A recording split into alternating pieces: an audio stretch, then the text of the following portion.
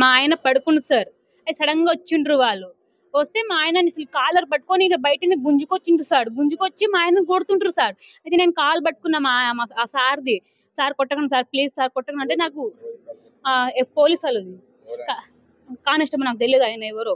అయితే ఆయన కాలు పట్టుకున్నా సార్. అయితే పట్టుకుంటే నాకు ఇట్లా దొబ్బేసిండు. ఎమ్మటే జరుపుకొని దొబ్బేసిండు నాకు. దొబ్బేస్తే అయితే నేను ప్రెగ్నెన్సీ ఉన్నా సార్. నాకు దొబ్బేసిండు. దొబ్బేస్తే మా ఆయనను ఫుల్ కొడుతుండ్రు అక్కడనే. కొట్టకండి సార్ కొట్టకండి అని చెప్తే కూడా మా ఆయనని ఇట్లా కొట్టుకుంటూనే బండి మీద తీసుకెళ్ళిండ్రు సార్. తీసుకెళ్తే నేను పోలీస్ స్టేషన్‌కి వెళ్ళిన సార్. పోలీస్ స్టేషన్‌కి వెళ్తే ఇక్కడ మా ఆయనని తీసుకొచ్చిండ్రు కదా కొట్టుకుంటా అని చెప్తే ఆడ ఒక ముసలాయన కానిస్టేబుల్ ఉండే సార్. ఆయనకు అడిగితే మీ ఆయన ఏమో 4:00 ఏమో ఆడ కోర్టులోకి వస్తాడు అక్కడికి పో అని చెప్పిండు సార్.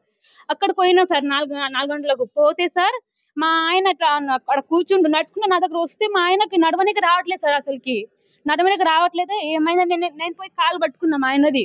నడవనికి రావట్లేదు కాలు పట్టుకున్నా ఇంకా వాటర్ తాపించిన సార్. వాటర్ తాపించిన వెంటనే వామిటింగ్ చేసుకొని కింద పడిపోయింది సార్ అప్పుడు అక్కడనే. ఆ ఎస్ఐ ఏమో వాటర్ కానిస్టేబుల్ వాటర్ ఎందుకు తాపిస్తున్నావు నువ్వు వాటర్ తాపక ఏం తాపక మంచిగా ఉన్నాడు కదా నీకు అవసరం అది అని నాకు దొబ్బేసింది కానిస్టేబుల్ కూడా నాకు.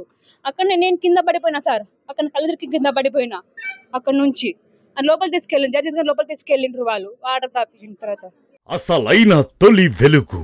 ఫాలో వాట్సాప్ @తొలి వెలుగు official.